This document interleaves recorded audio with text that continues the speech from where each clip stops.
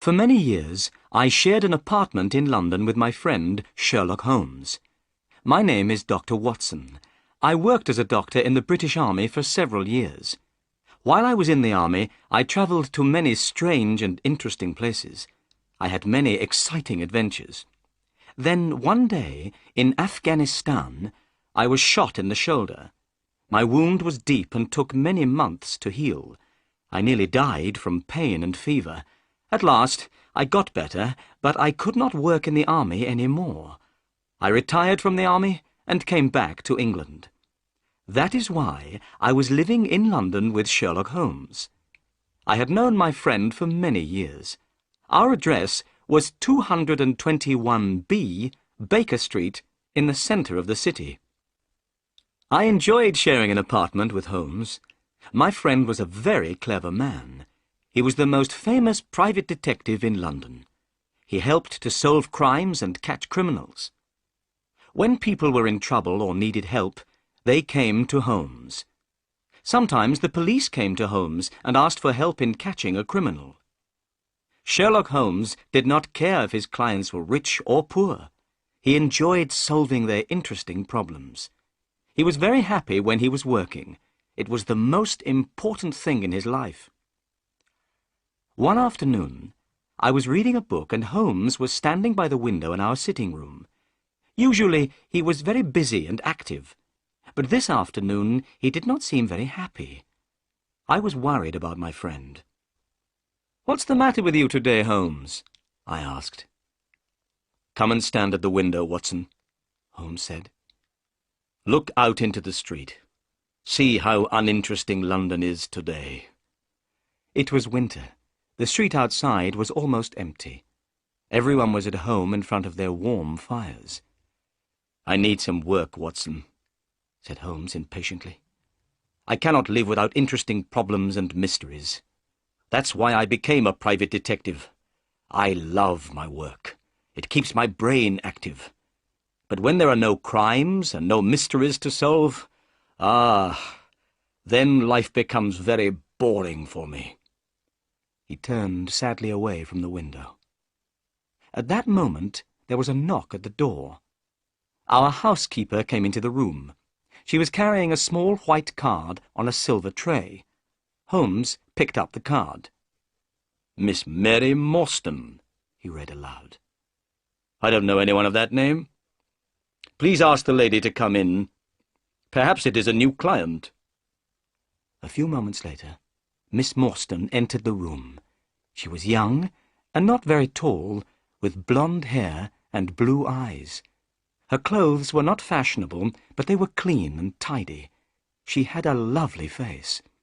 I noticed at once that she looked worried and unhappy. "Please sit down, Miss Morstan," said Holmes kindly.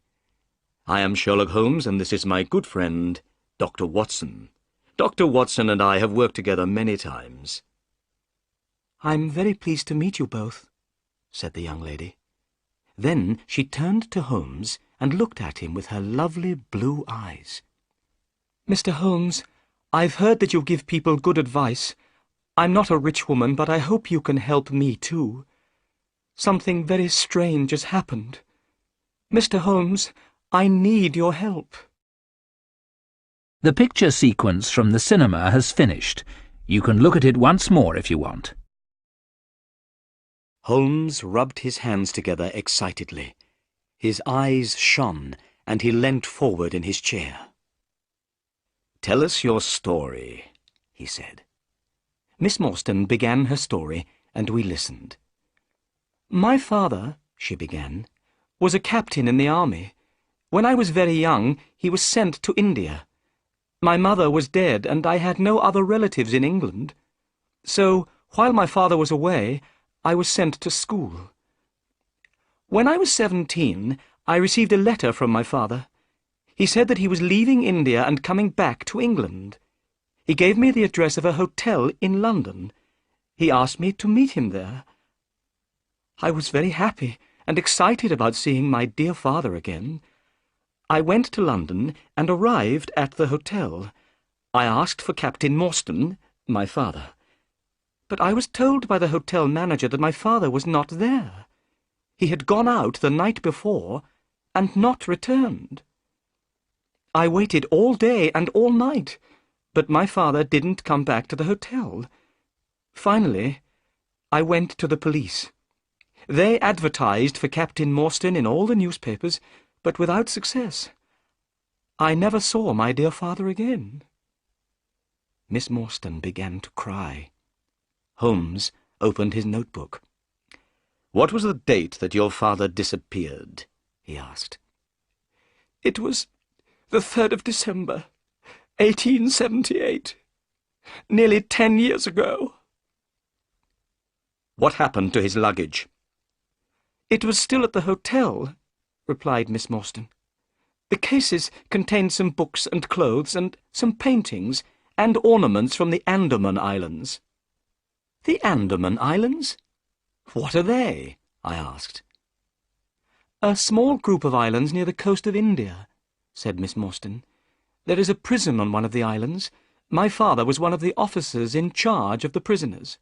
He worked there for many years." "Did your father have any friends in London?" asked Holmes. "Only one, Major Sholto. He was also in charge of the prisoners in the Andaman Islands. The Major had retired from the army some time before my father disappeared. He was living in London, and of course I went to see him, but he didn't know that my father had arrived in England." "Your story is very interesting," said Holmes, rubbing his hands together once more. "Please, go on." 4 years after my father disappeared," continued Miss Morstan, "I saw an advertisement in the newspaper. The date was the 4th of May, 1882.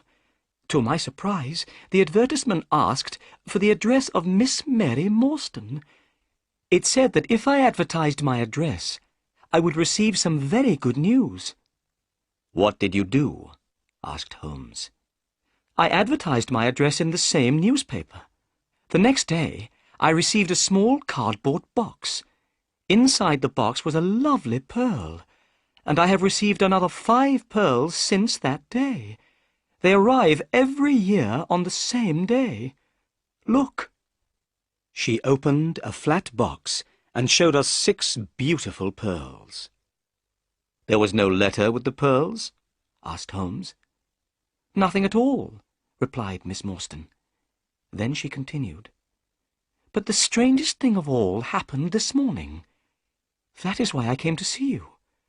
This morning I received a letter. Please read it." "Thank you," said Holmes. He took the letter and studied it carefully. Then he handed it to me. London, the 17th of November, 1887.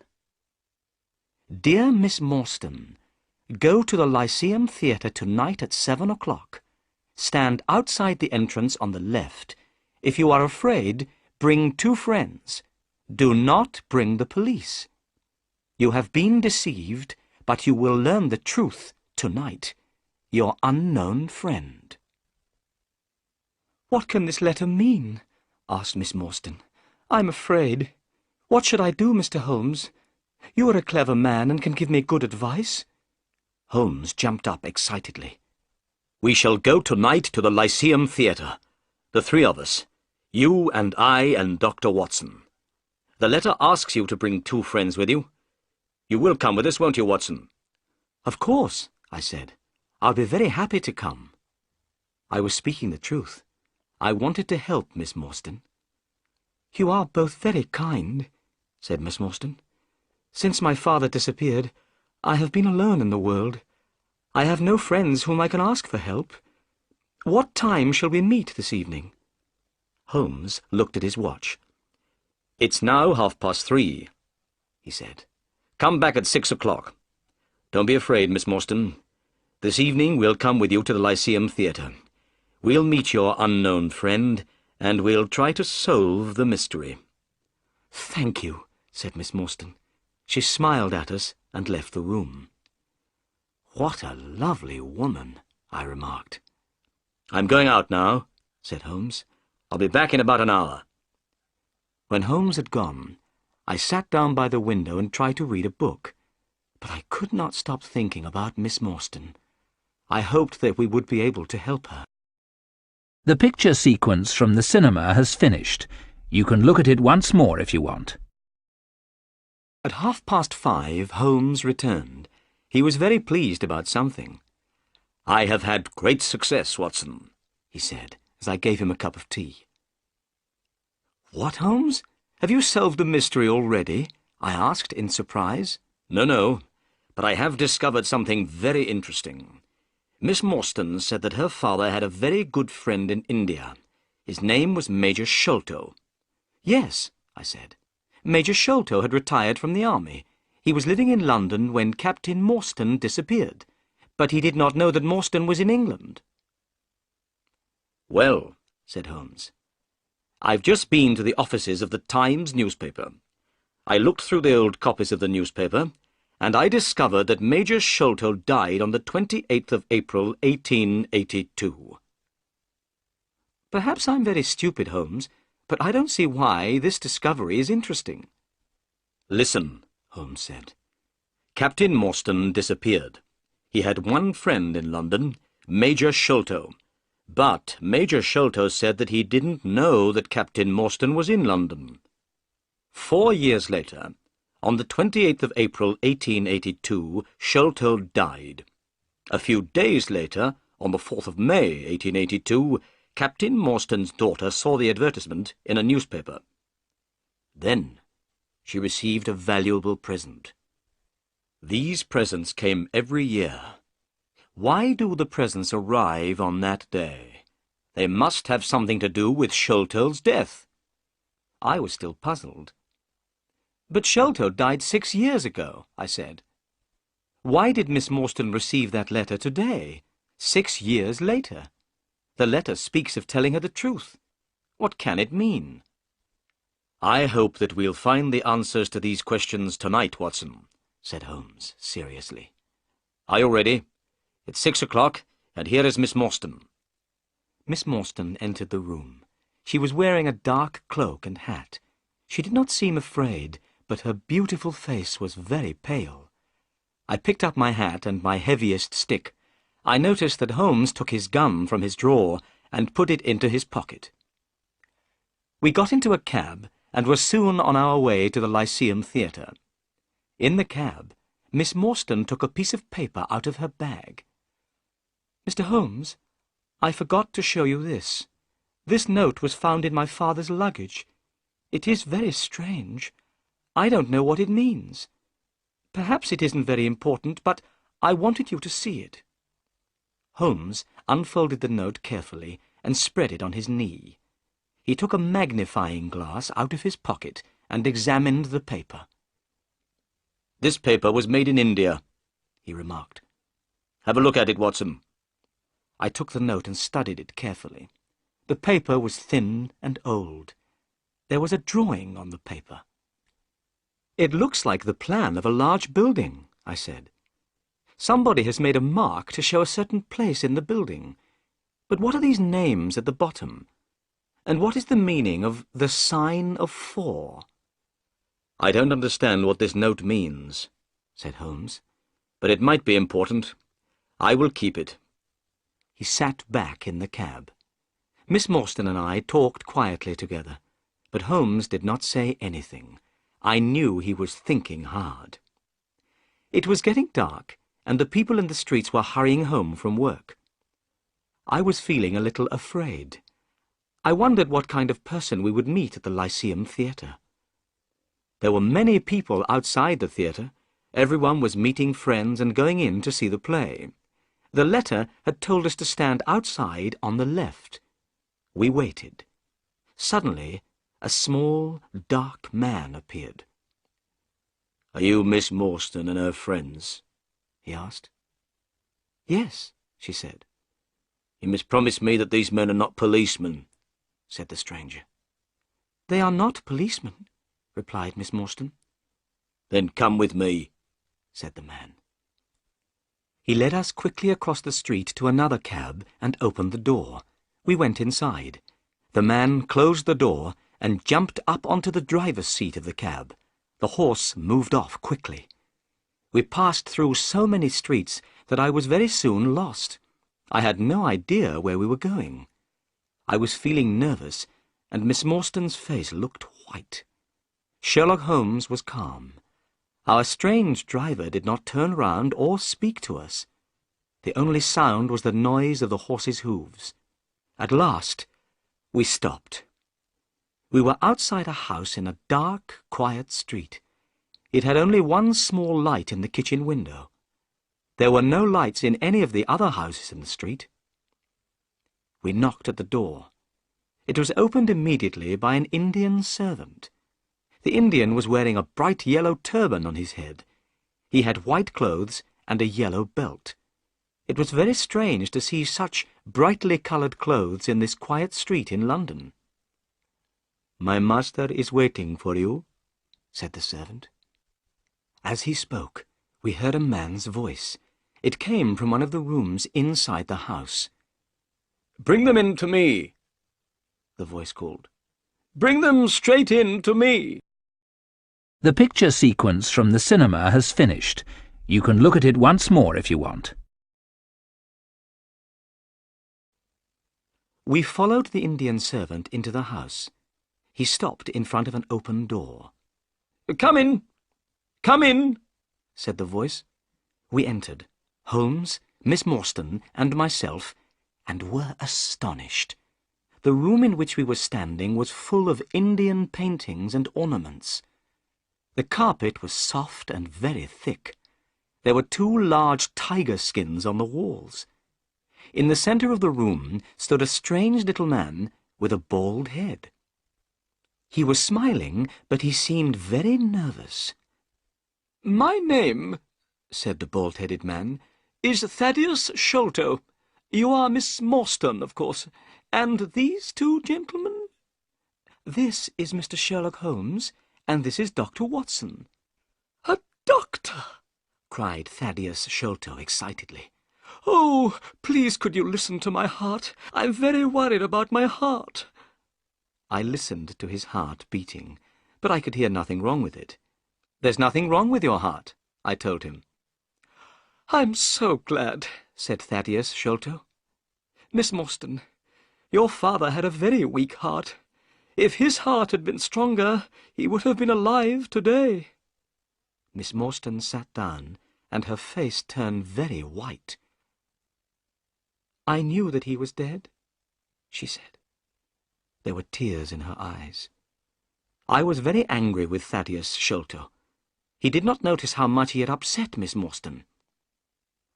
"Please, tell us why we've been brought here," said Miss Morstan. So Thaddeus Sholto began his strange story, and we listened. "My father," Sholto said, "was Major Sholto of the Indian Army. He retired from the army about 11 years ago. He bought a house in North London. He called the house Pondicherry Lodge.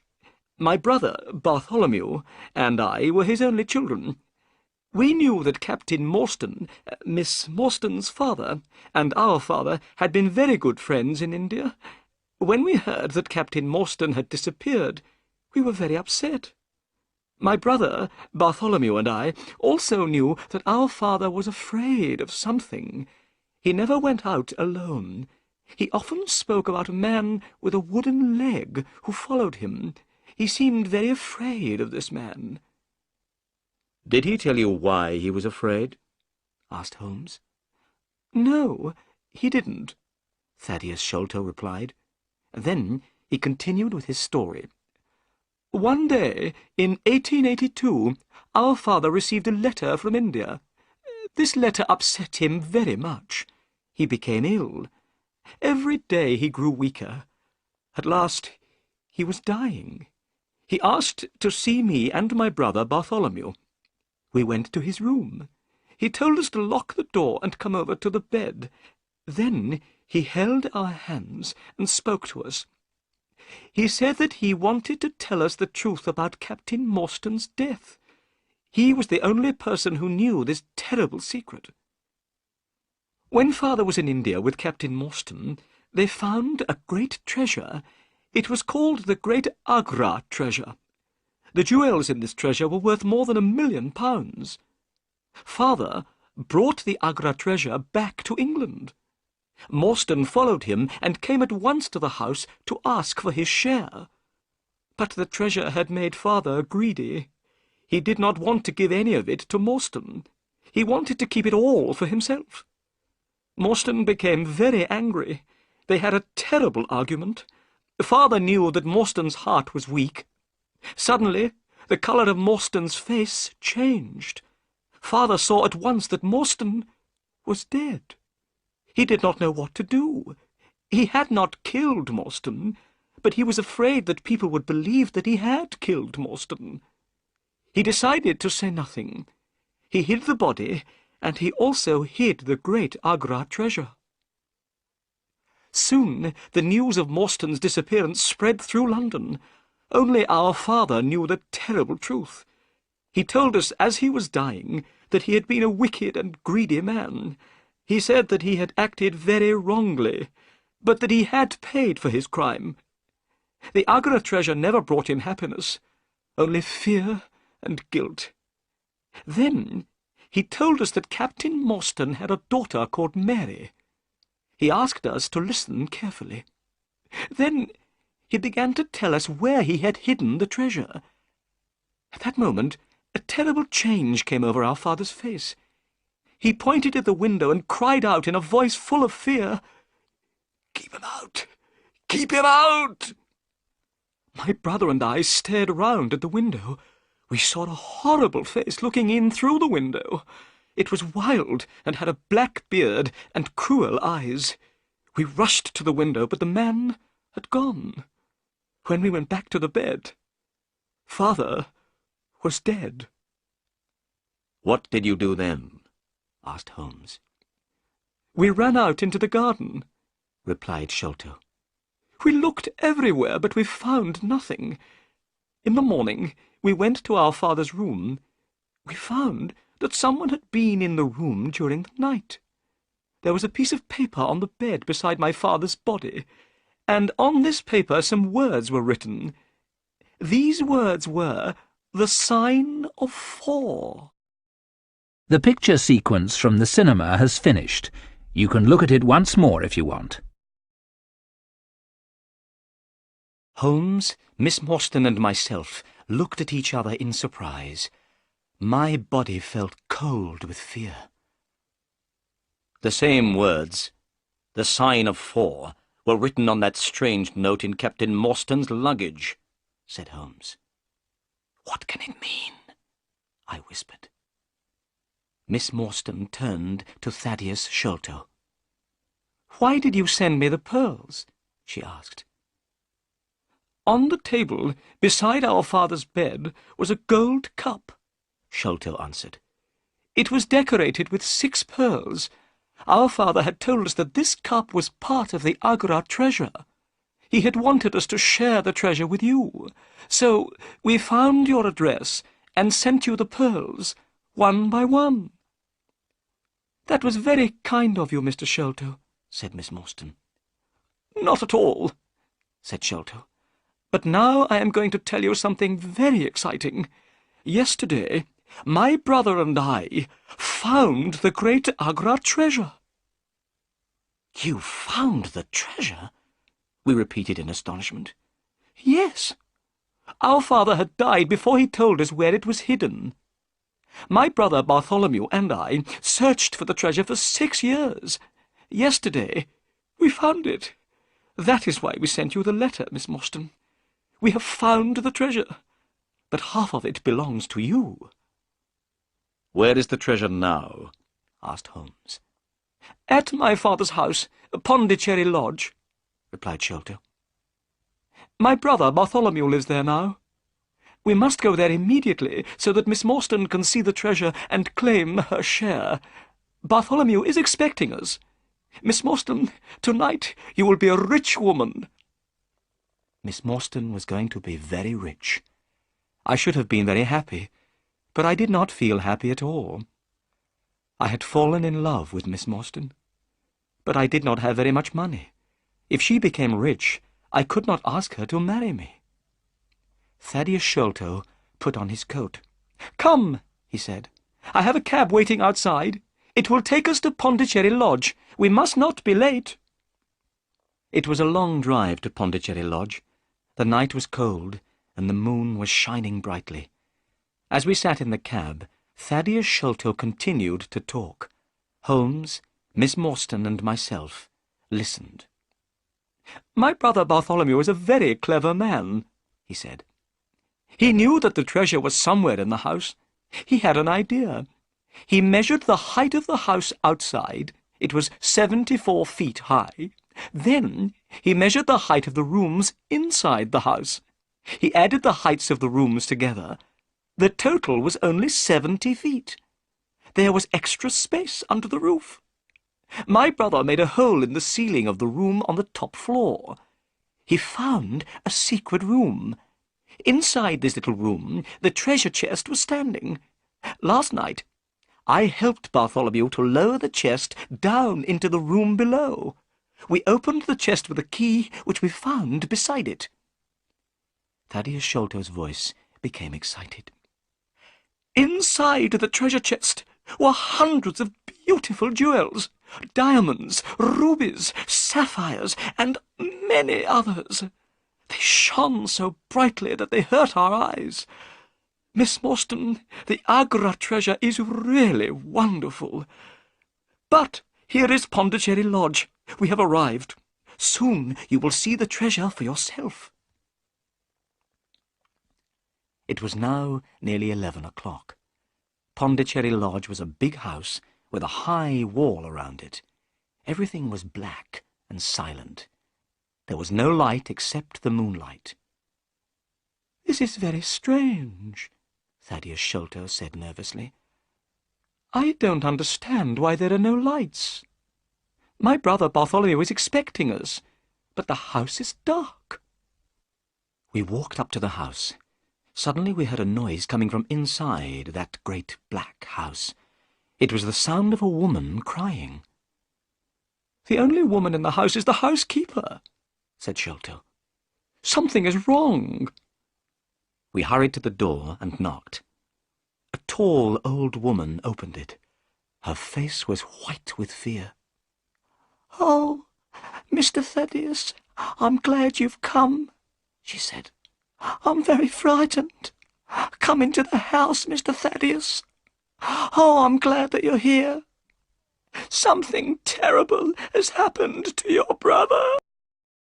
The picture sequence from the cinema has finished. You can look at it once more if you want.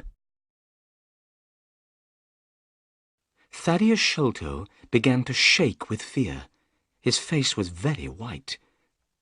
"What do you mean?" he asked the housekeeper. "What is the matter with my brother?" "He locked himself in his room. He was there all day. When I knocked on the door, he would not answer me," she said. "I knew that something must be wrong. A short time ago, I went upstairs. I looked through the keyhole of the door of his room. I saw your brother's face, Mr. Thaddeus. It looks terrible.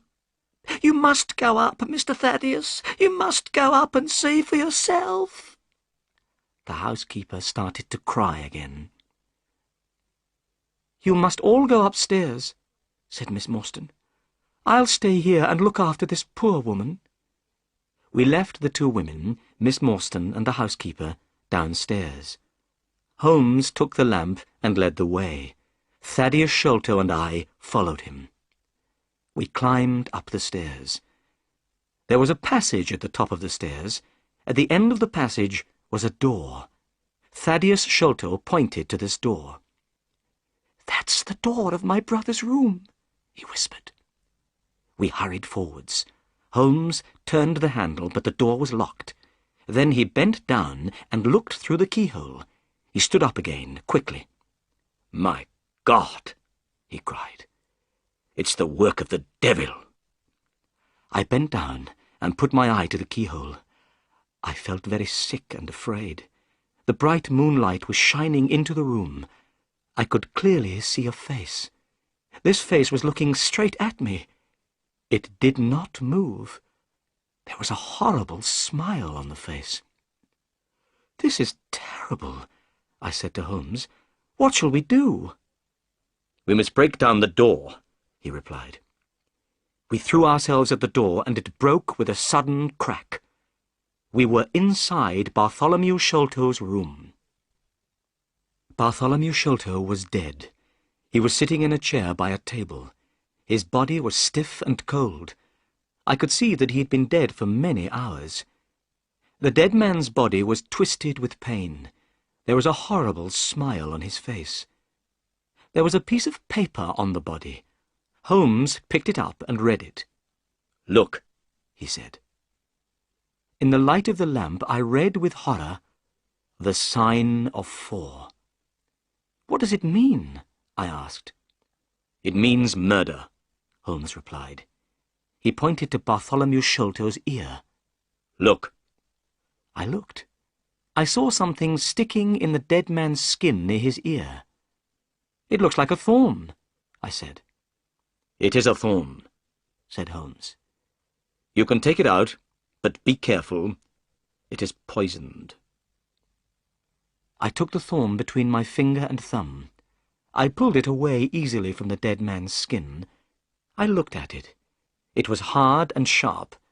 I saw that it had poison on it. "So, this is how Bartholomew Sholto died," I said. "What a terrible death!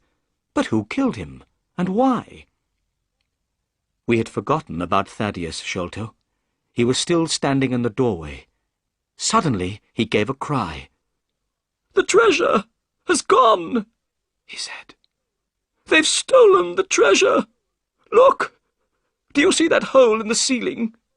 We lowered the treasure down through that hole last night. After I had helped my brother with the treasure, I left him here in this room. I was the last person to see my brother alive. I heard him lock the door as I came downstairs." "What time was that?" asked Holmes. "It was 10 o'clock, and now my brother Bartholomew is dead, and the great Agra treasure has gone." The picture sequence from the cinema has finished. You can look at it once more if you want. "Go to the police station, Mr. Sholto," said Holmes. "Ask the police to come quickly. Dr. Watson and I will wait here." Thaddeus Sholto turned away. We heard him going downstairs. "Now, Watson," said Holmes, "we have some work to do before the police arrive. We must find out how the murderer got into the room. The door was locked, but what about the window?" He carried the lamp to the window and examined the window-sill carefully. "Look," he said. "Someone has come in by the window. Here is the print of a foot on the window-sill. And here is a round mark. And look, on the floor. Here is another footprint and another mark. And again by the table. See, here, Watson." I looked at the marks. Some were footprints, but some were in the shape of small circles. "Those are not footprints," I said. "No," replied Holmes. "they are the marks made by someone with a wooden leg." "Someone with a wooden leg?" I said. "Holmes, Thaddeus Sholto told us that his father was afraid of a man with a wooden leg." "Yes," said Holmes. "but the wooden-legged man was not alone. Someone else has been here too. Look outside." We both went to the window and looked down. "We are very high up," said Holmes. "A man with a wooden leg would not be able to climb here by himself. 2 people came into this room. We will call them number 1 and number 2. Number 2 is the wooden-legged man. But who is number 1? And how did he get in?" I looked round the room. I thought quickly. Then suddenly I knew the answer. In the ceiling of the room was a hole. Thaddeus Sholto had told us that his brother had made this hole. The Agra treasure had been hidden in the secret room above. The two Sholto brothers had lowered the treasure chest through this hole the night before. A set of steps was standing beneath the hole. On the floor by the set of steps was a rope. Number 1 must have looked through the hole in the ceiling, I said. He saw Bartholomew Sholto sitting on the chair below him. He killed Sholto with a poisoned thorn. Then he must have taken the rope, opened the window, and thrown the end of the rope down into the garden. His friend, number 2, the wooden-legged man, must have been waiting below. Number 2 climbed up the rope with the help of number 1. The murderers then lowered the treasure chest to the ground with the rope. Number 2 climbed down the rope. Number 1 got out of the room through the hole in the ceiling. Excellent, Watson, said Holmes. We shall now go up and have a look at the secret room. Perhaps we can find out more information about number 1. We climbed the steps and found ourselves in a small dark room without any windows. There was thick dust on the floor. It was here that the treasure had been hidden for so many years. Look, said Holmes. there is a small door in the roof. That is how number 1 got in. Then Holmes shone the lamp down at the floor. By the light of the lamp, I saw that the floor was covered with many footprints. They showed very clearly in the thick dust. They were the prints of bare feet. But they were not the footprints of an ordinary man. They were extremely small.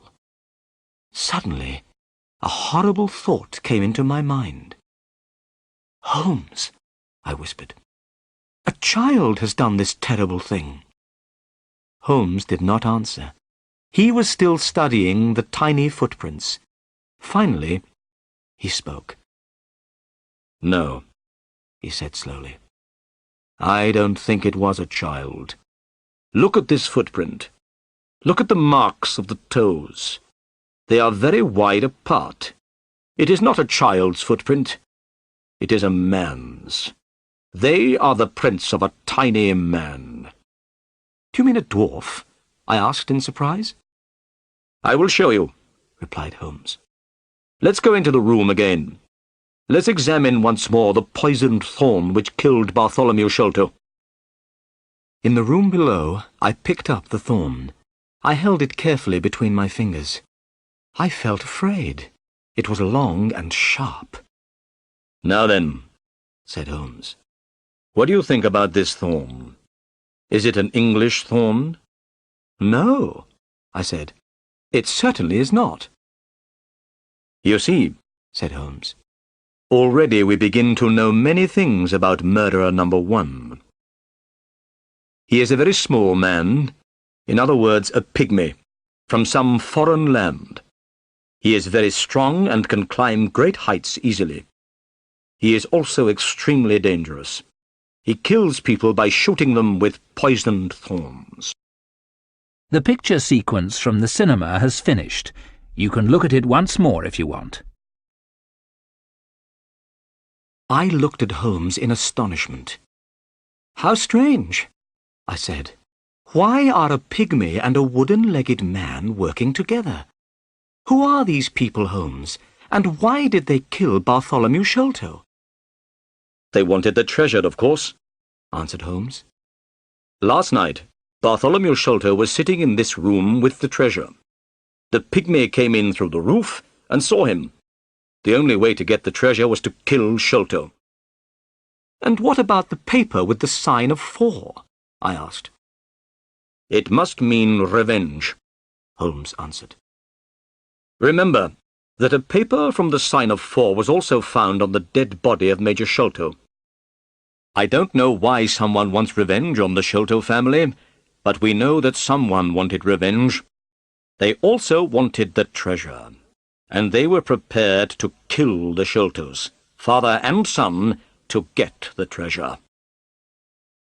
Holmes took out his magnifying glass and started to examine the room again.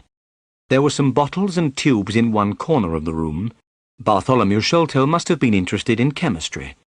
A glass tube had broken, and a dark liquid had spilled onto the floor. Holmes gave a loud cry of joy. "Come here, Watson," he said. "What can you smell?" I walked over. Suddenly, I smelled something very strong and unpleasant. The smell was coming from the dark liquid on the floor. "It smells like tar," I said. "It is similar to tar," Holmes answered. "It is creosote." He was smiling and rubbing his hands together. "Why are you so pleased?" I asked. Holmes pointed to the floor. I saw a clearly marked small footprint. I realized that the pygmy had stepped in the creosote. "I know a dog which loves the smell of creosote. It will follow this smell for miles and miles," said Holmes. "We'll catch these murderers now." Just then, we heard footsteps and loud voices outside the room. "It's the police," said Holmes. As he spoke, a fat man in a grey suit entered the room. His face was red and his eyes were small and bright. He was followed by a policeman in uniform and by Thaddeus Sholto. I'd never seen the fat man before, but Holmes seemed to know him well. "Good evening, Inspector Jones," said Holmes politely. "Don't you remember me?" The fat man stopped and stared. He was not very pleased to see Holmes.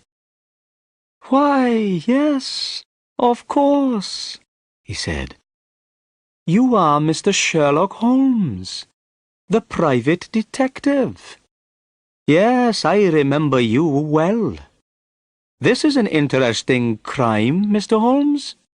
A man has been murdered, and jewels worth £1 million are missing. What do you think happened?" "Well," began Holmes, but Inspector Jones did not want to listen to my friend. He thought his own ideas were better. "Listen, Mr. Holmes. I will tell you what I think," he said importantly. "This man, Thaddeus Sholto, tells me that he was with his brother last night. They discovered the treasure together. He was the last person to see his brother alive. Now, I think that Thaddeus Sholto killed his brother. Then he ran off with the jewels." "Oh, no, it isn't true," cried Thaddeus Sholto. "What about the poisoned thorn in the dead man's skin?" asked Holmes. "And the paper with the sign of 4? "The thorn belongs to Thaddeus Sholto," replied Jones quickly. "I don't think the paper is very important. Perhaps it's a trick. But wait a moment. What's that up there? I see a hole in the ceiling. I must have a look." Inspector Jones went quickly up the steps. We heard him moving about noisily in the room above. Then he came down again. He was hot and dusty. "I know everything now," he cried. "I have found a door which leads out onto the roof. That was how Thaddeus Sholto escaped." "But the footprints," began Holmes. Inspector Jones was not listening. He had not noticed the tiny footprints. He turned to Thaddeus Sholto. The poor man was shaking with fear. "Mr. Sholto," said Jones, "I arrest you for the murder of your brother." "I didn't do it," Thaddeus cried. "Please, Mr. Holmes, believe me." "Don't worry, Mr. Sholto," said Holmes. "I know that you didn't kill your brother. I will find the murderer." Inspector Jones turned to Holmes angrily. "Listen, Mr. Holmes," he said.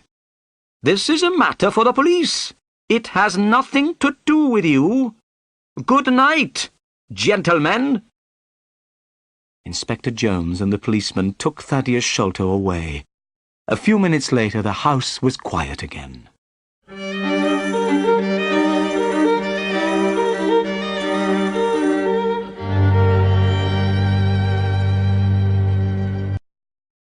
The picture sequence from the cinema has finished.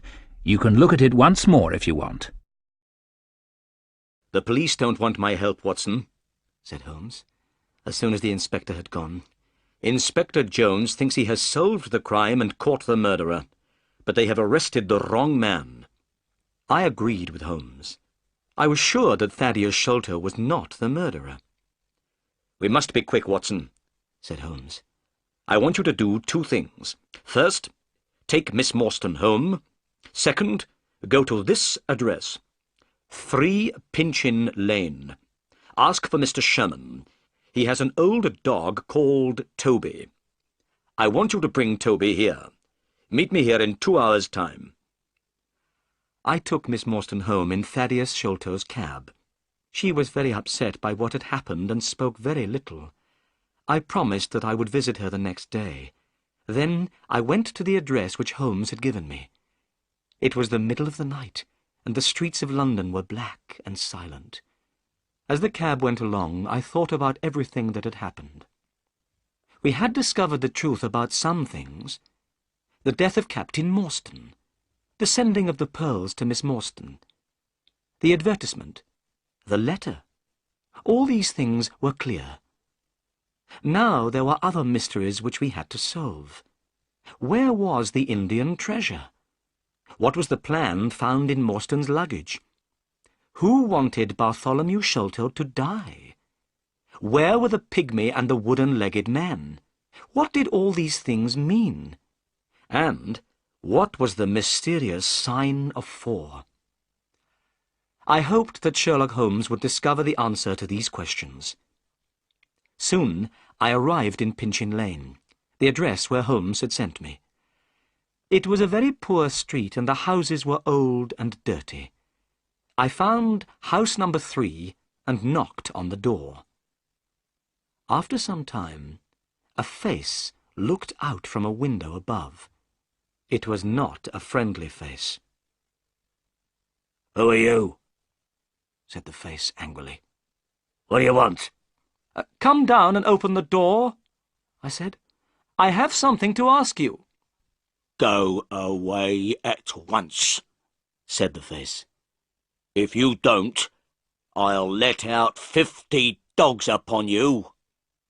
"My friend, Mr. Sherlock Holmes," I began.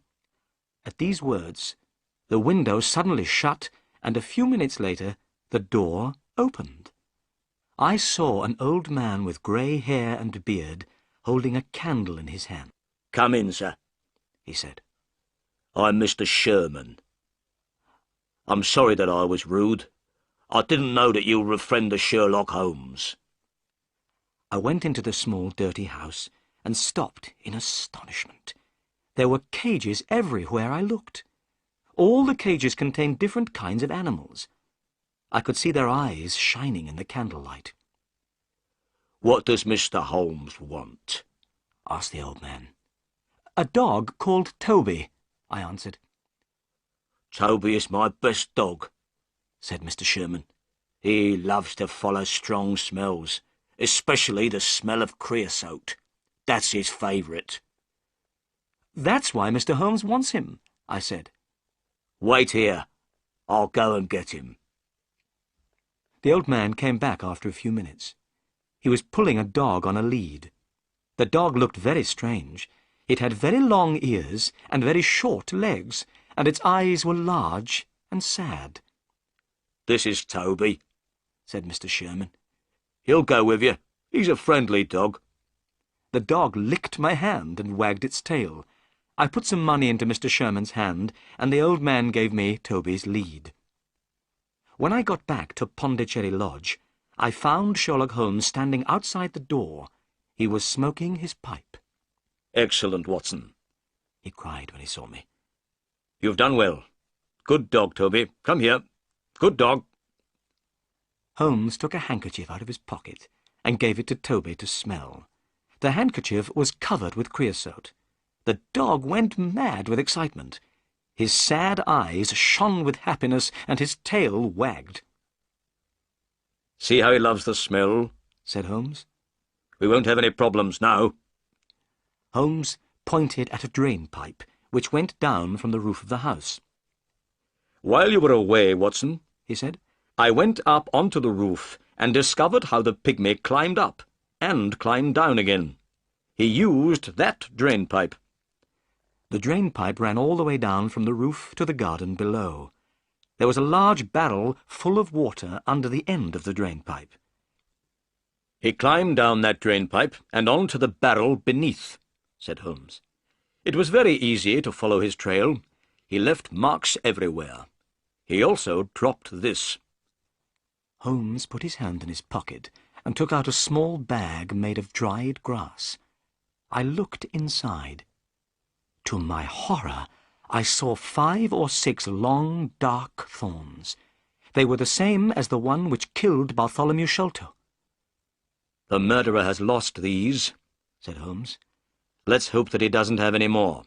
Don't touch them, Watson. They are poisoned. But come, where's Toby? We must begin." Holmes took Toby's lead and pulled the dog to the bottom of the water barrel. Toby smelled all round carefully.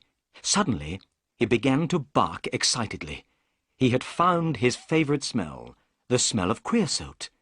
Then he started to pull at his lead. "He's on the trail," cried Holmes. "Let's go!" The picture sequence from the cinema has finished. You can look at it once more if you want. Toby pulled at his lead and ran quickly through the grass. He ran so quickly that it was difficult to follow him. The sky was beginning to get light now. Toby ran along the paths in the garden under the trees and bushes. Then he reached the garden wall and ran along beside it.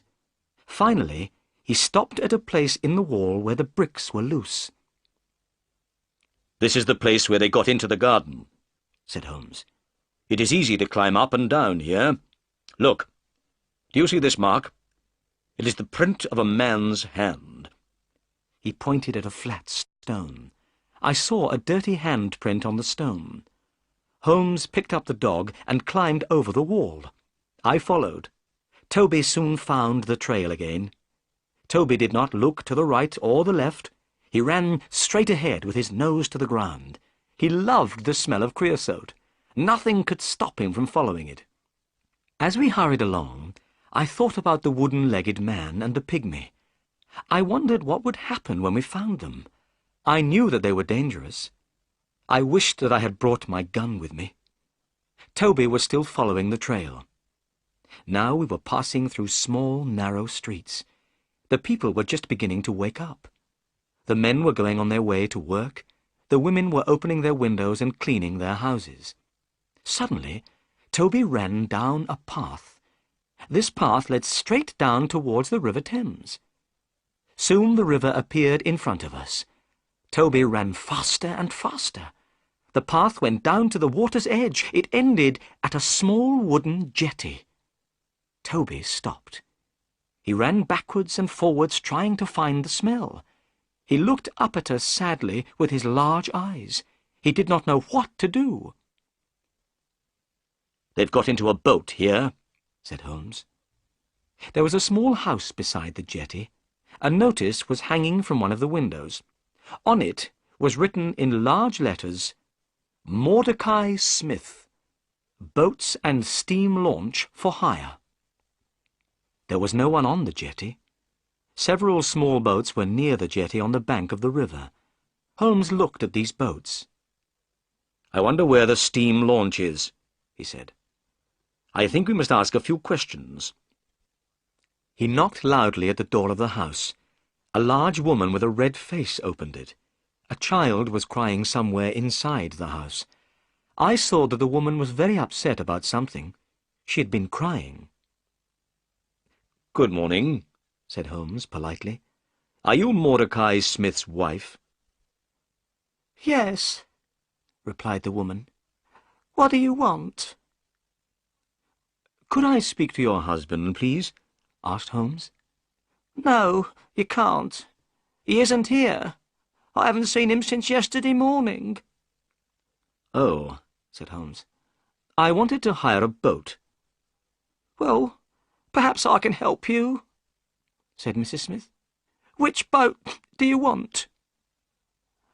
"I wanted to hire the steam launch. I have heard it is a very good boat.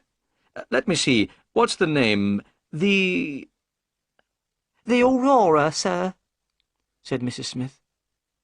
Oh, yes, that's right. I remember now. But where is the Aurora?" said Holmes, looking around.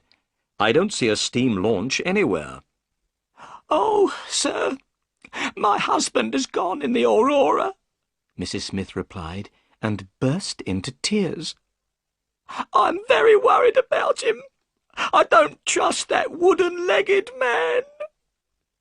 What wooden-legged man, Mrs. Smith? asked Holmes in a surprised voice. "I don't know who he is, sir, but my husband went with the wooden-legged man in the Aurora yesterday morning and hasn't come back." The picture sequence from the cinema has finished. You can look at it once more if you want. I'm very sorry to hear that, Mrs. Smith, said Holmes. Tell me, was this wooden-legged man alone? "I don't know, sir. I didn't see anyone else, but it was very dark. It was 3 o'clock in the morning. I could not be sure." What does the Aurora look like? Asked Holmes.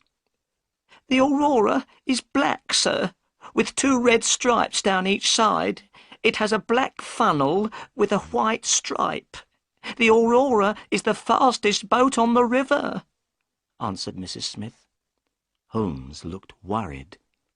"That's very interesting," he said. Try not to worry about your husband, Mrs. Smith. I am going up the river myself. If I see Mr. Smith, I will tell him that I have seen you. Goodbye. "Goodbye, and thank you," said Mordecai Smith's wife. She had stopped crying.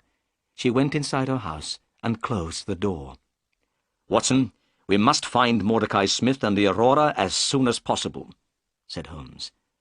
Mordecai Smith and the wooden-legged man are working together. Smith has taken the 2 murderers in his steam launch. They are all hiding somewhere on the river. "It will be easy to find them," I said. "You must tell the police at once." Holmes shook his head. No, I don't want these criminals to know that anyone is looking for them. They will try to escape again. I have a better idea, Holmes went on. I have many agents everywhere up and down the river. These agents are clever. I pay them to bring me information. They always know what is happening on the river. I will ask my agents to look for Mordecai Smith and the Aurora. But you look tired, Watson. Let's go home and have breakfast. It was now nearly 8 o'clock in the morning. I did feel very tired. I was glad to go home to Baker Street. When I had a bath and changed my clothes, I came downstairs to breakfast. Holmes was drinking coffee and reading a newspaper. Look, Watson, he said. Here is a report about the murder of Bartholomew Sholto at Pondicherry Lodge, and about the arrest of Thaddeus Sholto by Inspector Jones last night. I took the paper and read the report. I felt sorry for Thaddeus Sholto. Inspector Jones had made a stupid mistake by arresting him. I knew that Sholto was not guilty of the murder of his brother. I hoped that we would be able to help Thaddeus. But would we be able to find the murderers? Suddenly, there was a loud knock on the door. A few minutes later, 12 children ran into the room. Their clothes were dirty and ragged. They had no shoes on their feet. Their hair was untidy, and their faces had not been washed for a very long time. But they seemed happy and cheerful. "Good morning, Mr. Holmes," said the children together. "Who are these children, Holmes?" I asked in astonishment. Holmes laughed. These are my agents, he said. I sent a message for them to come. Look at them. They can go anywhere, see everything, hear everything. Nobody is afraid of children. Holmes gave each of the children some money. Then he told them what he wanted them to do. You must find a steam launch called the Aurora, he said. It is on the river somewhere, and belongs to Mordecai Smith. The Aurora is black with 2 red stripes down each side. It has a black funnel with a white stripe. You must find it. Now go. The children ran out of the room, all talking together. They went down the stairs and out into the street. My agents will find Mordecai Smith and the Aurora, said Holmes. Now, we must wait. The picture sequence from the cinema has finished. You can look at it once more if you want. We had not slept all night and I was very tired. I went to bed and woke late in the afternoon. I felt much better. I went downstairs. Holmes was reading a book. I saw at once that he was worried. "Is there any news?" I asked. Nothing at all. I can't understand it. I am very surprised and disappointed. My agents say that they cannot find the Aurora. "Can I do anything to help?" I asked. Nothing. "Then I'll take Toby back to Pinchin Lane.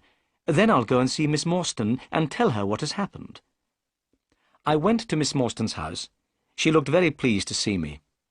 I told her that we had not found the treasure yet, but she did not look disappointed. I was surprised about this, but I was also very pleased. I said good-bye to her and drove back to Baker Street. I went to bed, but I could not sleep. I was thinking about Miss Morstan. I wanted to ask her to marry me. All night I heard Holmes walking up and down in his room. Next morning he looked tired and ill. My agents cannot find the Aurora, he said impatiently. They have searched the whole river. The Aurora has disappeared. We waited all that day, but there was no news. The next day I woke early. It was still dark. To my surprise, Sherlock Holmes was standing by my bed. He was dressed and ready to go out. I have had an idea, Watson, he said. I am going up the river myself. Perhaps I can find the launch. You must stay here. There may be some messages. Holmes left without another word. That day, the time passed very slowly. I picked up a book but was unable to read it. I was thinking all the time about the wooden-legged man and the pygmy. Where were they? Why could Holmes not find them? I was worried about my friend. I knew that he was a clever detective, but perhaps this time he would not be able to catch the murderers. At 3 o'clock in the afternoon, I had a visitor. It was Inspector Jones, the police officer. I was astonished. Inspector Jones had changed completely. 2 days ago, he had been very rude to Holmes. He had not wanted his help. Now, he was very quiet and polite. "Good afternoon, Dr. Watson," said Inspector Jones. "I'm afraid that I made a bad mistake. I have had to let Thaddeus Sholto go. Sholto has proved that he was at a friend's house when his brother died." Inspector Jones looked so sad that I began to feel sorry for him. "I've received a telegram from Sherlock Holmes," the inspector went on. "Here it is." I took the telegram and read it. Inspector Jones, go to Baker Street at once. Wait for me there. I know where Sholto's murderers are hiding. Come with us tonight if you want to catch them. Holmes. "That's excellent," I cried. "Forget about Thaddeus Sholto. You'll soon have some other prisoners, Inspector Jones." At that moment, the door opened and Holmes came into the room. He was smiling. "What news?" we asked together. I know where the Aurora is, Holmes replied. It wasn't on the river at all. The Aurora has been hidden in a boatyard near the river for 2 days. I knew the launch at once. Mordecai Smith, the owner, was there too. He was talking to someone, and he was speaking very loudly. He said that he had to have the Aurora ready for 8 o'clock tonight.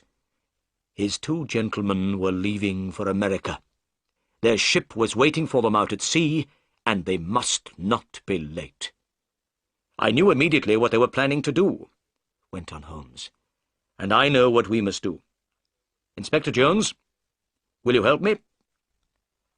"I was wrong before, and you were right," said Jones sadly. "I didn't listen to you then, but I'll help you now." Good, said Holmes. We need a fast police launch, as fast as the Aurora. It must be ready this evening. and 2 or 3 strong policemen to come with us. I'll arrange all this, said Jones. Excellent, said Holmes. Tonight, the 3 of us, you and I and Dr. Watson, will be on the police launch. We will be waiting outside the boatyard at 8 o'clock. We'll be ready for the Aurora when she comes out. We'll catch the murderers, and we'll get the treasure. The picture sequence from the cinema has finished. You can look at it once more if you want. At 7 o'clock that evening, the 3 of us, Inspector Jones, Holmes, and myself, went down to the river. Both Holmes and I had guns in our pockets. Inspector Jones had promised to let us use the police launch. This launch was now waiting. 4 strong men were on board the launch. Soon we were moving quickly down the River Thames. The police launch was very fast. We passed all the other boats on the river without difficulty. This pleased Holmes very much. By 8 o'clock we had arrived opposite the boatyard where the Aurora was hidden. It was now dark. We waited. 10 minutes passed. Suddenly a launch came out of the boatyard. It was black, with 2 red stripes. It was moving very quickly. "That's the Aurora," cried Holmes. "Follow it, quickly! Faster! Faster! We must catch them!" We were going so fast that the police launch started to shake, but we could not get near to the Aurora. The chase became more and more exciting. We went in and out between other boats. Many times I closed my eyes. I was sure that we would hit something. At last we got closer to the Aurora. Inspector Jones turned on a light and shone it on the Aurora. "Stop!" he cried. "Stop! We are the police!" In the lamplight we could see some men on board the Aurora. One man was sitting at the back of the launch. Beside him was a strange, dark shape. We could also see Mordecai Smith, the owner of the Aurora. He was working as hard as he could. He was trying to make the engine of the launch go faster. Inspector Jones shouted again, "Stop!" Suddenly, the man at the back of the Aurora stood up. He shouted at us angrily. He was a big, strong man. Then I noticed that his right leg was missing. There was a wooden stump in its place. This was the wooden-legged man. At the sound of the man's voice, the strange dark shape beside him moved. It was a small, dark man, the smallest man I have ever seen. But the pygmy's head was large. His face was hard and cruel. As soon as Holmes saw the pygmy, he took out his gun. I did the same. "Shoot him if he moves his hand," said Holmes. At that moment, the pygmy put a short piece of wood to his lips. We fired our guns together. The pygmy fell backwards into the water with a terrible cry. The wooden-legged man turned the Aurora towards the bank of the river. As soon as the Aurora touched the bank of the river, he jumped out. It happened so quickly that we were not able to slow down and stop the police launch. The man had landed in the soft, wet mud of the river bank, but his wooden leg had stuck in the mud. He could not move. We managed to turn the police launch round. We went towards the wooden-legged man and threw him a rope. Then we pulled him up over the side of our launch. Mordecai Smith was still on the Aurora, but he did not try to escape. We tied the Aurora to our launch. The chase was over. On the deck of the Aurora there was a big, heavy chest. We were sure that it contained the Agra treasure. We carried the heavy box onto the police launch. Suddenly, Holmes stopped and pointed. "Look," he said. I looked where Holmes was pointing. I saw one of the pygmy's poisoned thorns. It was fixed in the wood where Holmes and I had been standing. The poisoned thorn had passed through the air between us. Holmes was smiling, but I felt cold and sick. We had escaped a horrible death. As we went back up the river, we shone our light on the water. We were looking for the body of the pygmy, but we saw nothing. His body still lies somewhere at the bottom of the River Thames. The picture sequence from the cinema has finished. You can look at it once more if you want. The wooden-legged man was our prisoner. He was sitting in the police launch opposite the treasure chest.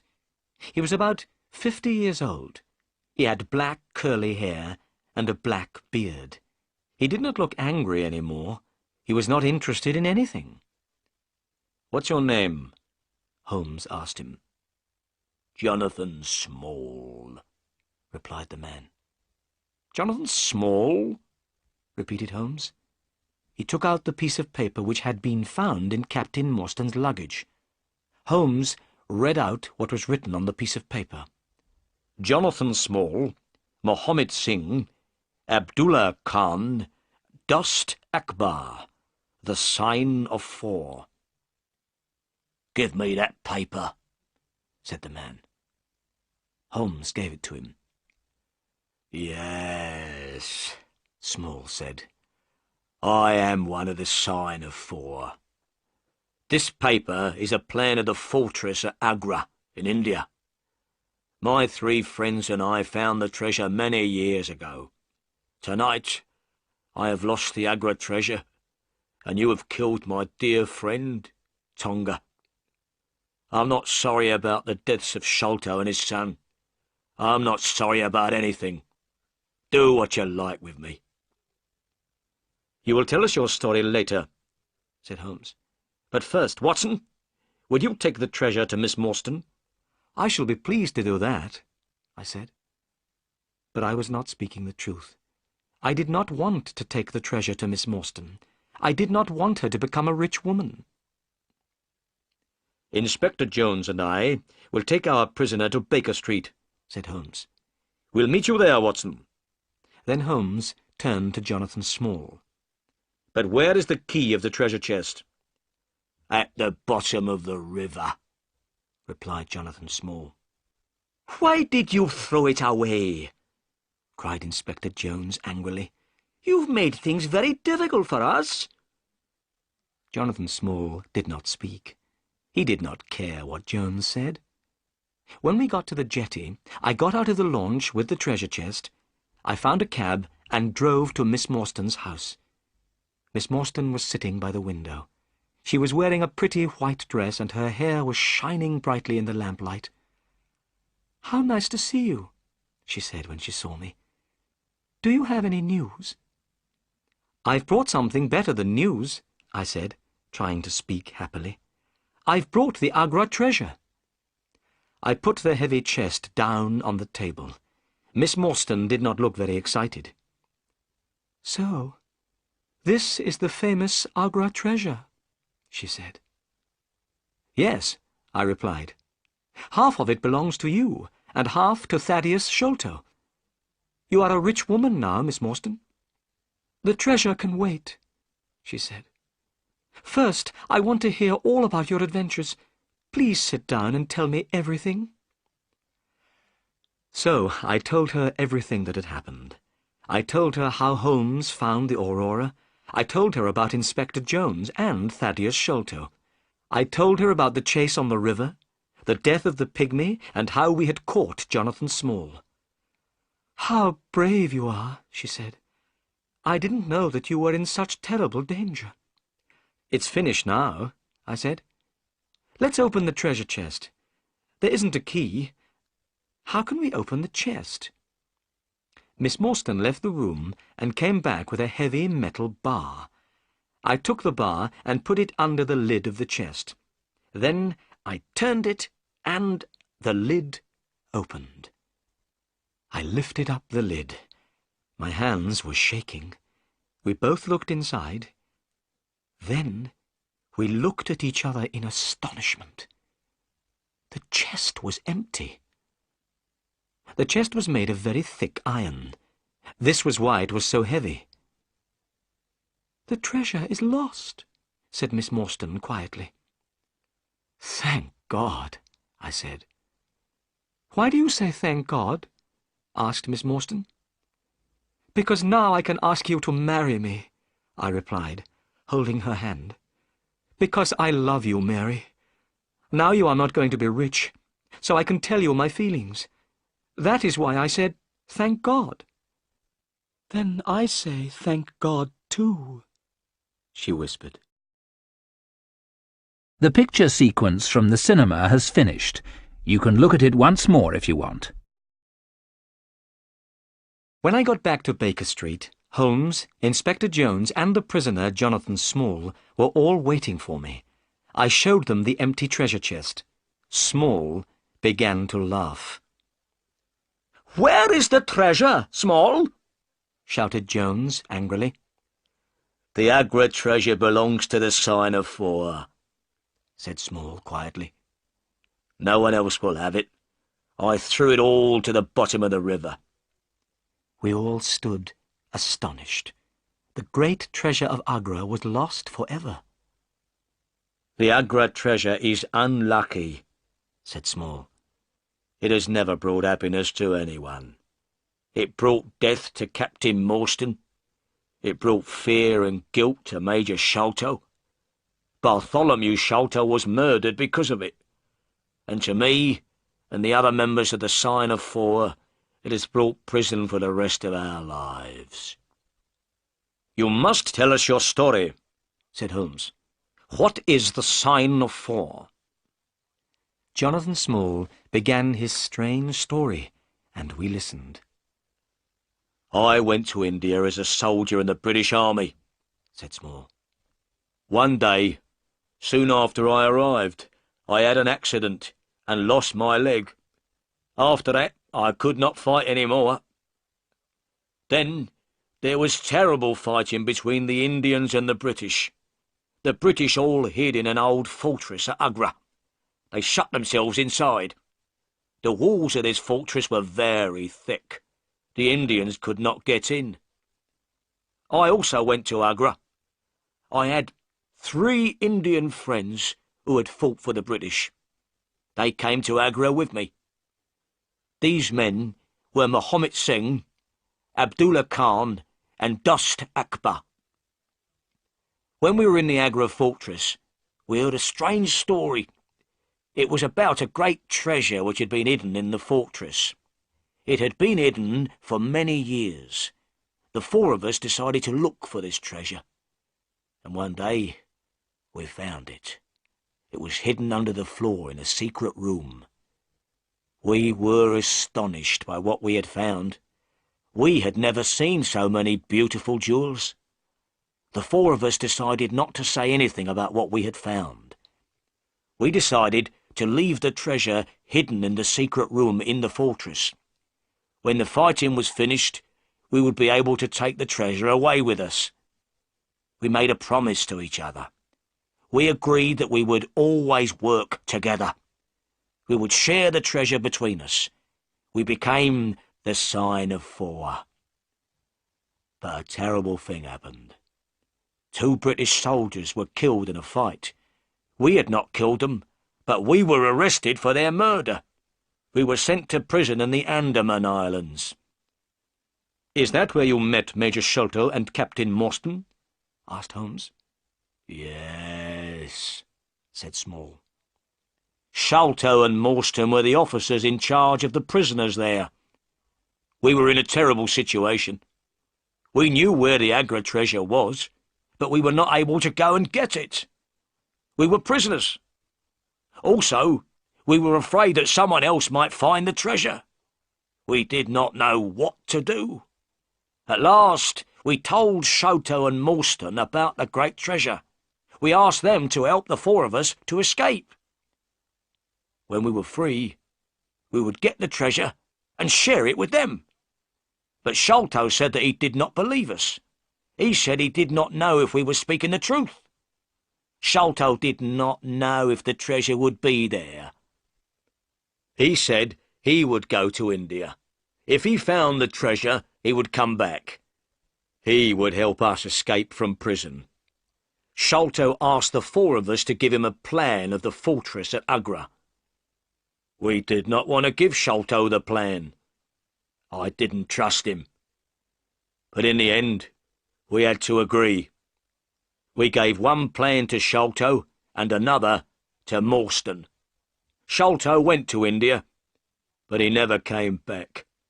He found the treasure and took it to England.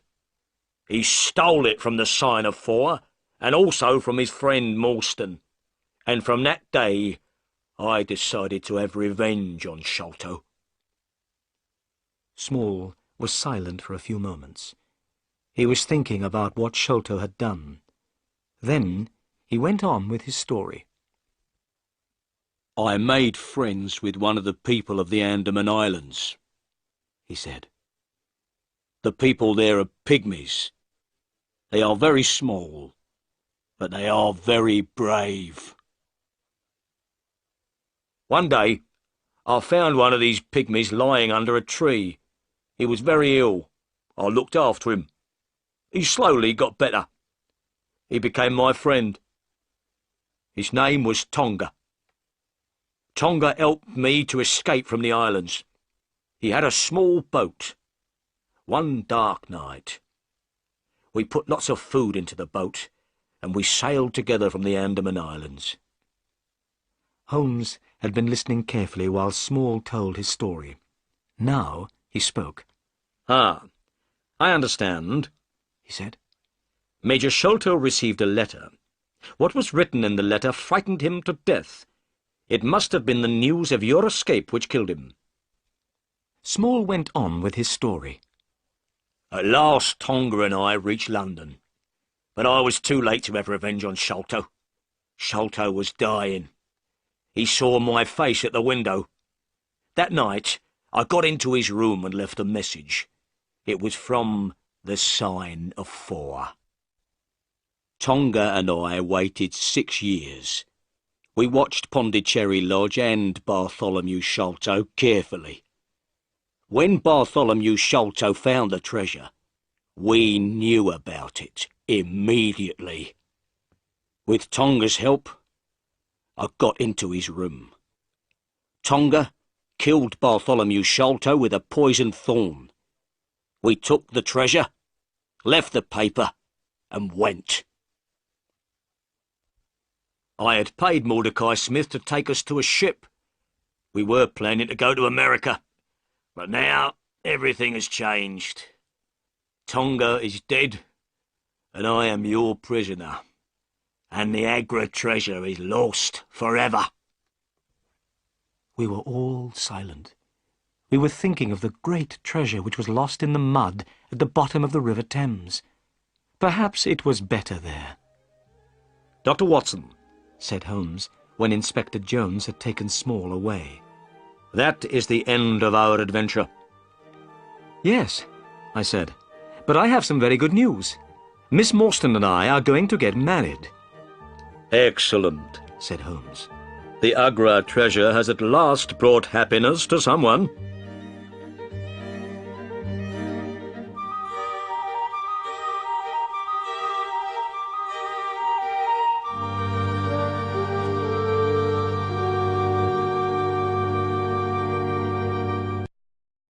The picture sequence from the cinema has finished.